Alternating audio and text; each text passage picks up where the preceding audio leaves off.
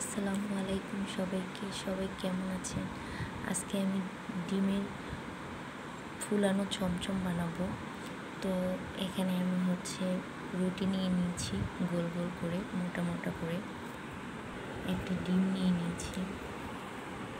আর এখানে আমি আচার দিয়ে আমি আলু ভর্তা বানিয়েছি। এটা দিয়ে আমি ডিমের ফুলানো চমচম বানাবো। এটা গোল গোল করে কেটে নিয়েছি। এখন আমি রুটি বানাবো। এই যে রুটি বানিয়ে নিয়েছি একটা, আর এখানে একটা বানিয়েছি। এখন আমি এই বাটিটা দিয়ে একটা শেপ বানাবো।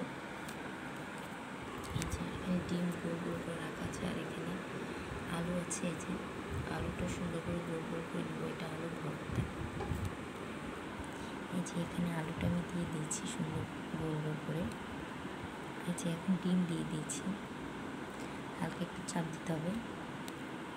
রুটি দিয়ে আর একটা প্রলেপ করে দিয়েছি রুটি দিয়ে। এই যে দুইটা বানানো হয়ে গেছে ডিমের চমচম। এখন এটা আমি তেলে ভেজে তারপর পরিবেশন করব। এই যে কেমন হয়েছে, চার রকম বানিয়েছি। তো সবাই কমেন্ট করে জানাবেন। তো সবাই ভালো থাকবেন। আসসালামু আলাইকুম। আর এরকম রান্না করে খেয়ে দেখবেন, খুবই মজার বানায়।